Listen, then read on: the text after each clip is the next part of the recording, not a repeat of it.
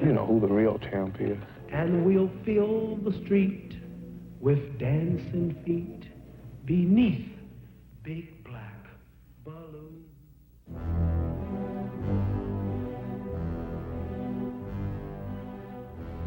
As opposition to the Vietnam War grew, the perception of Muhammad Ali changed.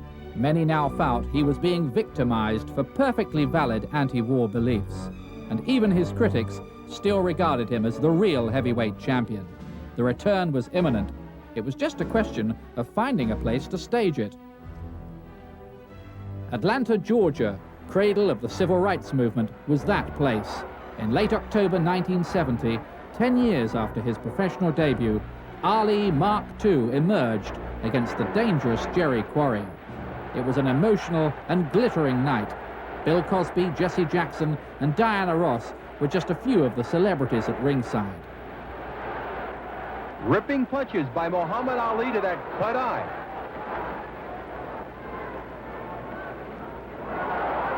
Quarry landed some very decent punches that night, and significantly, Ali didn't look so frighteningly fast as the old model. Ali's all business in there now. He senses the end.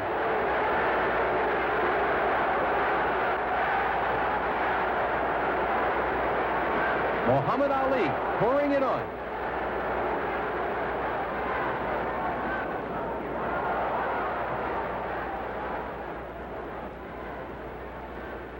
There's the bell, ending round 3 as Quarry returns to his corner. And that was the end of the fight. Quarry's cut eye was deemed to be too bad. He protested, but Ali had won.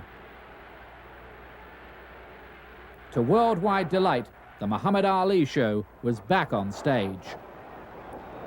But he looked pretty awful in his second comeback fight against the tough Argentinian Oscar Bonavena, who'd called Ali chicken because he'd refused to fight in Vietnam. Ali finished the argument with 3 knockdowns in the 15th round. But those dancing legs, which had kept him out of trouble in the past, had slowed, and his hands now needed painkillers. But the win over Bonavena set up Ali for a chance to regain the world heavyweight title at last. It was Ali against the new champion Joe Frazier, and they billed it as the fight of the century. Smokin' Joe Frazier, the former slaughterhouse worker, was unbeaten, and so was Ali. They both earned a then undreamt of £2.5 million. Joe's gonna come out smoking, and I ain't gonna be joking. I'll be pecking and a-poking, pouring water on his smoking. Then this might shock and amaze you, but I will destroy Joe Frazier. Well, Frazier couldn't compete verbally, but he certainly could with his fists. Here in the 15th and final round, it's still very close.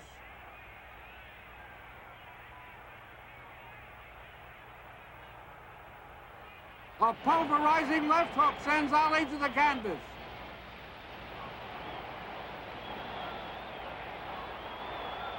In slow motion, let's take a look at that knockdown once again.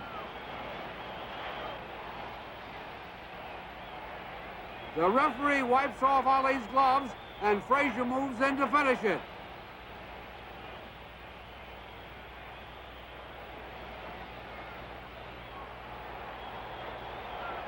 Champion Joe Frazier is trying desperately to score a knockout here in the 15th and final round, but Muhammad Ali simply won't give in to the constant punching champion, Joe Frazier. There's the bell ending the fight. And Frazier was the winner. Hardened boxing men regard that night as their most electrifying experience in the sport. It seemed the legend of Ali had died. Ali's pride was badly hurt, but he worked his way back with a series of victories for the North American Boxing Federation title. The first against his old sparring partner, Jimmy Ellis, the former WBA champion. Both men were trained by Angelo Dundee, and for once, Dundee was in the opposite corner. It all ended in the 12th round with the brave Jimmy Ellis stopped. Ali was back, and he reeled off 8 more wins. But at 31 years of age, few felt he could rediscover his old greatness, and that feeling was reinforced the night he broke his jaw and lost to the little-known ex-Marine Ken Norton. Incredibly, he lasted 15 rounds with the injury, but his critics loved it, the draft dodger beaten by a Marine.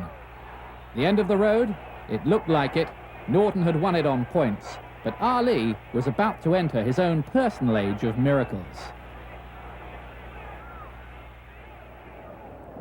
Meanwhile, the champion Joe Frazier met his match. He went to Kingston, Jamaica to take on the moody, intimidating Texan George Foreman.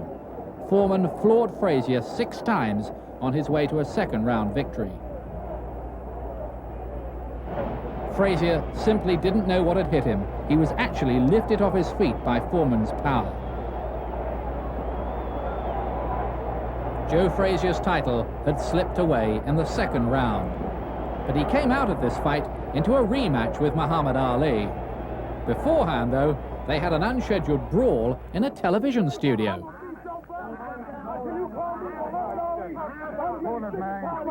I'm aware now that, the guy got a couple loose screws someplace, you know what I mean? Once again, Madison Square Garden was sold out. The crowd settled back, hoping for a replay of the 1971 thriller. It was a great, great event. You had every movie star you can imagine.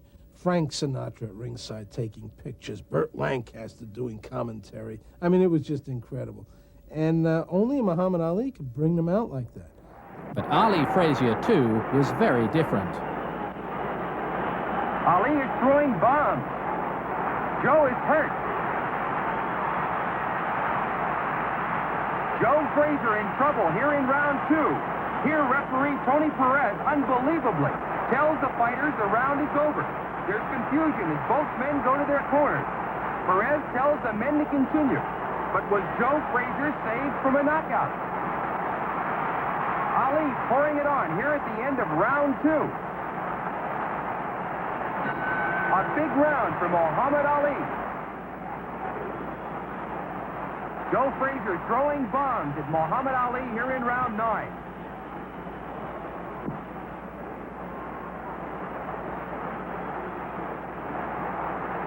Ali wants to keep Joe off of him. Crisp, lightning punches by Muhammad Ali.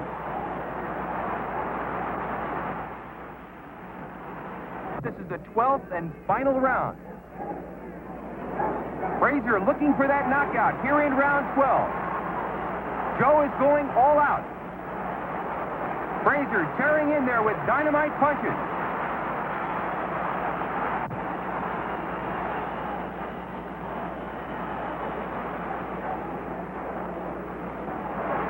A punishing left to the head by Joe Frazier.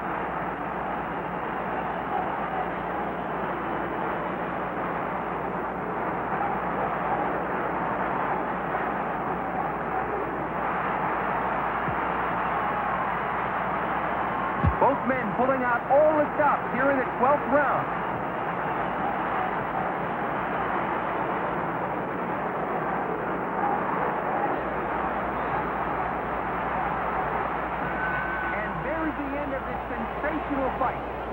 Ali's revenge, a unanimous points winner, and for his next trick, he would try once again to win back his world heavyweight title. Few gave him a serious chance with the explosive champion George Foreman, but Ali, as always, talked a great fight. They would meet in Zaire in the now legendary Rumble in the Jungle. For a man like George that comes out with those big...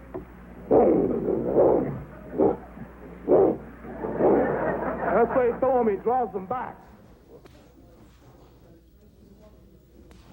The man is slower. The man is flat-footed. The man don't stand a chance. The stage has been set. This man is supposed to annihilate me. 10 years from starting nothing, I was supposed to get at that time. I think it's befitting that I go out of boxing just like I came in, shocking the world by beating a big, bad, ugly monster that nobody could beat.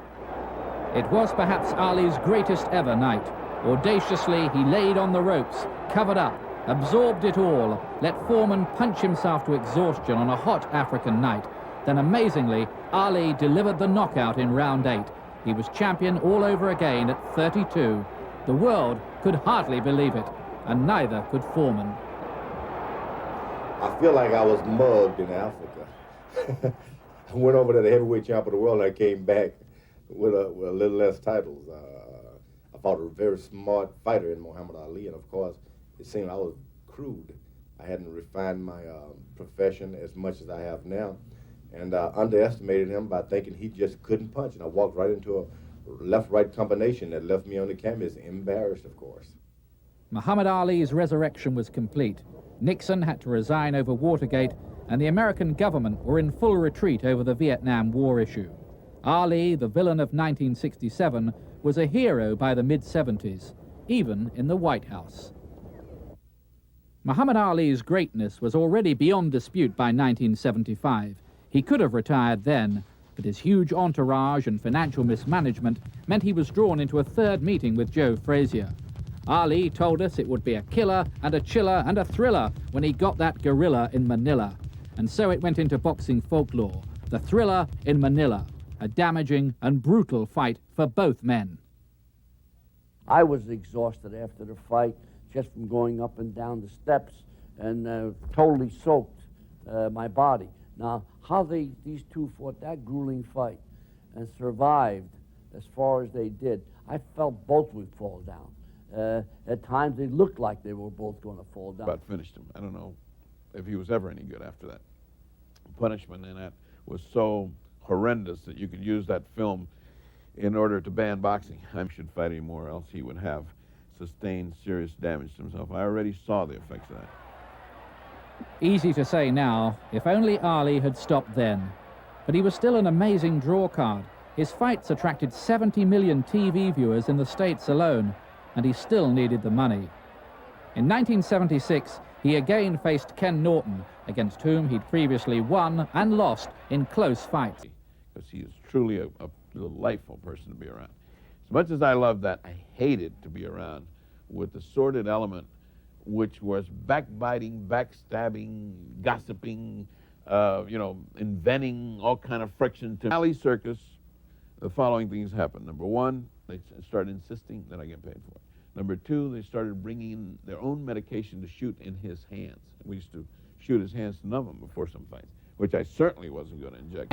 Ali's speech showed first signs of slurring, and unforgivably, he was tempted back at 38 years of age to fight the new champion, Larry Holmes. He took a sad and terrible beating and was retired on his stool at the end of the 10th round. He'd run out of miracles. They put their own doctor in there, and you saw what he did with the Holmes fight. Thyroids, amphetamines, and he wasn't walking the same. He wasn't talking the same. His voice was thick. And if you were with him day by day, and if you have any kind of observation, you saw him disintegrating. But it took yet another defeat by Trevor Berbick to convince Ali to go. And then came the fight against Parkinson's syndrome, which left him slow of movement and with slurred speech.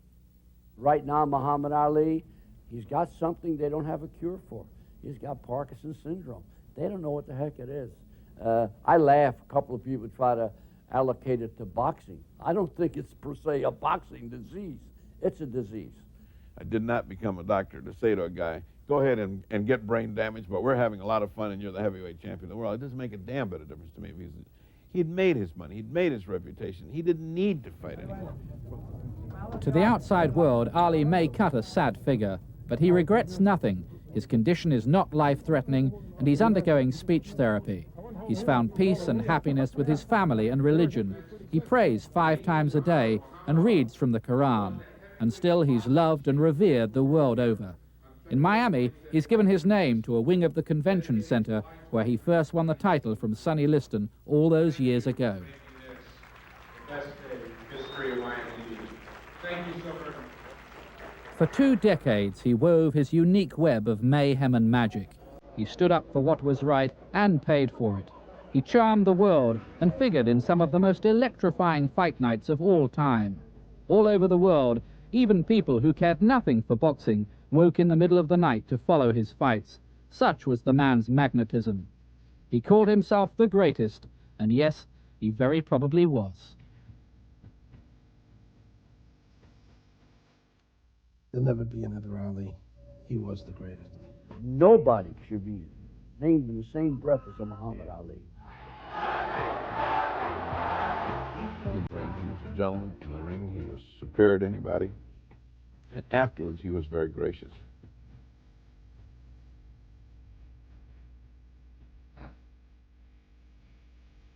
To me, he'll always be the ultimate of fighters and the ultimate of sporting heroes. He was a great character, great character. I took up the world! I took up the world! I took up the world! Wait a minute, you must listen to me! I am the greatest!